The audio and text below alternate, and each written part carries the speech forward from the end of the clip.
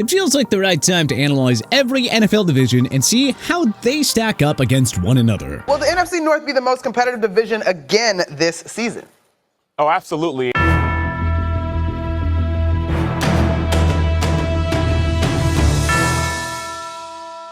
So, from worst to first, here are the rankings for all 8 NFL divisions heading into 2025. Number 8, NFC South. It took the Tampa Bay Buccaneers just 8 wins in 2022 to win the division, 9 in 2023 and 10 in 2024. Call Todd Bowles' Bucs the class of the division if you want, but Baker Mayfield and company are merely the best in a lackluster bunch. If somebody is to challenge the Bucs in the division, it's the Atlanta Falcons. They seemingly had the division locked up with a 6-3 start last year, only to crumble in the second half. The collapse led to the benching of Kirk Cousins in favor of Michael Penix Jr., who opens 2025 as the starting QB in Atlanta. There's enough talent for Atlanta to win double-digit games, but like the Bucs, it is just impossible to see them closing the gap with top NFC dogs like Philadelphia, Washington, Los Angeles, Detroit, or Green Bay. The Carolina Panthers hope that Bryce Young will finally put it together after a strong second-half finish. The arrival of promising rookie wideout Tyrell McMillan should definitely help, but questions on the O-line and defense add up to a ceiling of like 6 wins. And then there are the New Orleans Saints, the popular pick to finish as football's worst team in 2025. They were already a below-average group last year, so going from Derek Carr to a Spencer Rattler, Tyler Shuck QB room will make them who knows how much worse. Yeah, not exactly an inspiring division. Number 7, AFC South. Injuries to key wide receivers coupled with an atrocious offensive line prevented CJ Stroud from building off an incredible rookie year. And yet, the Houston Texans still cruised to a second straight division crown and blew out the superior Los Angeles Chargers on Wild Card Weekend. The short-handed Texans gave the Kansas City Chiefs a run for their money in the divisional round, so hey, Houston remains the team to beat in the division. And if they have better health luck on the injury front, then a potential Super Bowl run is not out of the question. The Indianapolis Colts are consistently in that 7 to 9 win range, but man, in a difficult AFC, it's gonna take double-digit victories to make the playoffs. They're loaded with playmakers on defense and have a ridiculous set of weapons, headlined by Jonathan Taylor, Michael Pittman Jr., and prize tight end Tyler Warren. But as always,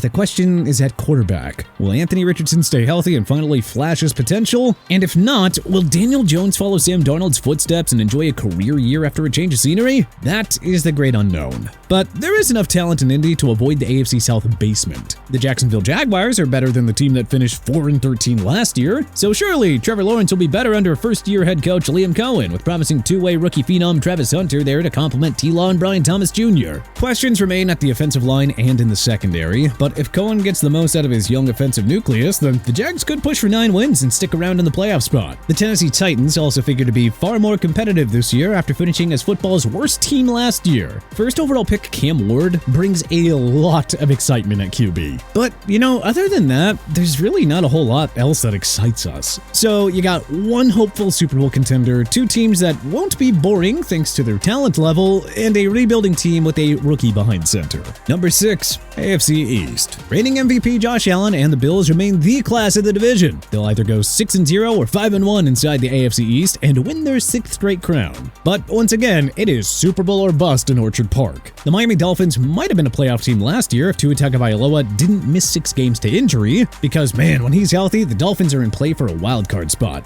Big if though, and they are still nowhere close to competing for a Super Bowl. The New York Jets hope that a clean slate, aka a new GM, head coach, and quarterback, will revive the franchise after moving on from the disastrous Aaron Rodgers era. We're excited to see what Aaron Glenn can do as a head coach, and the Jets should top last year's win total of 5. The New England Patriots are worthy of your attention after a super busy offseason. Mike Vrabel returns to Foxborough, this time as the head coach. The Pats as well made a plethora of upgrades on both sides of the ball. We're not sure if this is enough for Drake May to take the Pats to the postseason in year 2, but the Pats promise not to be boring at least. Number 5, NFC West. There's a possibility that it could be football's best division this year, but there's also a large chance that it ends up being downright terrible. The only non-mystery team here is the Los Angeles Rams. Coming off a 2nd straight playoff berth and trip to the Elite 8, they look poised for another deep playoff run after adding future Hall of Famer Devontae Adams to their potent offense. Matthew Stafford can still sling it, and that young defense led by Jared Verse, Kobe Turner, and Byron Young has the potential to become a top 5 unit. The San Francisco 49ers 2024 season was wiped out by injuries to superstar players. They've lost more talent than any other team this offseason. But they still have Christian McCaffrey, Brandon Ayuk, Brock Purdy, George Kittle, Trent Williams, Nick Bosa, and Fred Warner. Plus, they traded for Bryce Huff and used a first-round pick on Michael Williams to bolster the front seven. So, on paper, there is plenty of talent for the 49ers to reemerge as a Super Bowl contender, we think.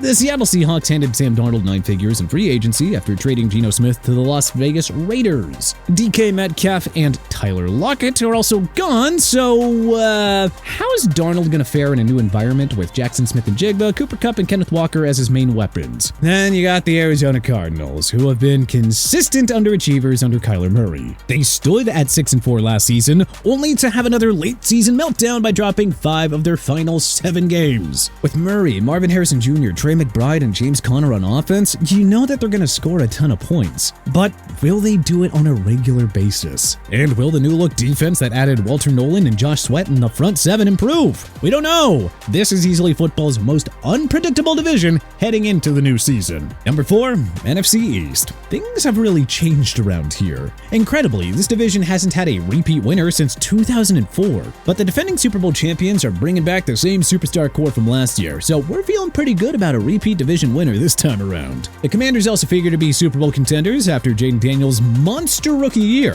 The NFC runner-ups got even deeper with the additions of All-Pro wideout Deebo Samuel and future Hall of Fame pass rusher Von Miller. You could make a case that these guys are the Eagles' biggest challenger in the NFC. The Cowboys should be in the running for double-digit wins and a playoff spot as long as oft-injured quarterback Dak Prescott can stay healthy. George Pickens was Jerry Jones's only marquee trade/free agent acquisition, but he should elevate a passing game that was far too reliant on the Prescott-CeeDee Lamb connection. As for the New York Giants, well, at least Daniel Jones is now gone, but we're not sure if Russell Wilson, Jameis Winston, or unproven rookie Jackson Dart alone can serve as the necessary upgrade. Right now, the G-Men look like a team destined to finish with a top 5 pick. Number 3, AFC North. This could be the number 1 division by the end of the year, if things break right. Most can agree that Lamar Jackson's Baltimore Ravens and Joe Burrow's Cincinnati Bengals are the 2 teams to beat in the North. The Ravens have only missed the playoffs once in the Jackson era, and they should be a top dog in the AFC once again. The Bengals, well, Joe Burrow, Jamar Chase, and T. Higgins are enough to keep them in the running, so long as their defense isn't pure garbage like last year. The Bengals should reemerge as one of the AFC's elite. Should. The Steelers signed 4-time MVP Aaron Rodgers and made blockbuster trades for All-Pro corner Jalen Ramsey and Pro Bowl pass catchers DK Metcalf and Johnny Smith. Rodgers should most definitely be an upgrade over anything Pittsburgh has used at QB since 2019. So the Steelers should get at least 10 wins and maybe a wildcard berth? You know, so long as everything sort of works out here.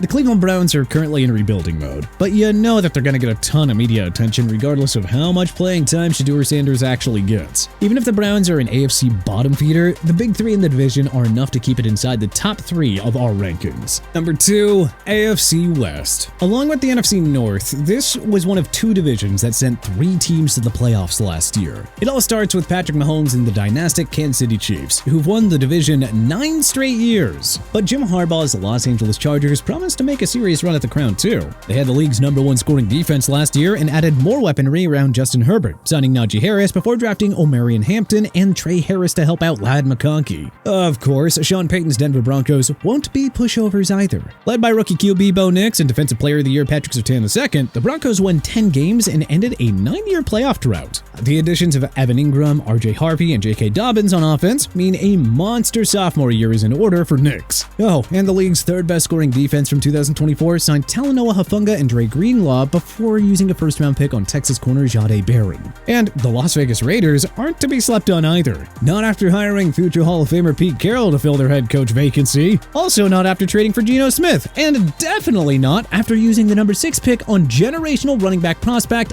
Ashton Genty. The Raiders are looking absolutely juiced this season. Number 1, NFC North. Dan Campbell's Detroit Lions followed up an NFC Championship appearance with a franchise-best 15-win season that ended with a tough loss to Washington on the divisional round. But with better health on defense, this might be the year the Lions actually win the Super Bowl. We'll see how J.J. McCarthy fares in year 1 as the Minnesota Vikings QB1 after missing his entire rookie year, but he has the best set of weapons around him, led by Justin Jefferson and TJ Hawkinson. After back-to-back wildcard berths, the Green Bay Packers are looking to finally take that next step. So it's just about Jordan Love staying healthy and keeping them together. And surely Caleb Williams will have a monster sophomore year, right? Ben Johnson as his new head coach, 3 new starters on the offensive line, Luther Bird in the third, and Colston Loveland joining a deep mix of playmakers to strengthen the offense? Oh yeah, they'll be fine. But hey, how would you rank all 8 NFL divisions heading into 2025? Do you agree with our list?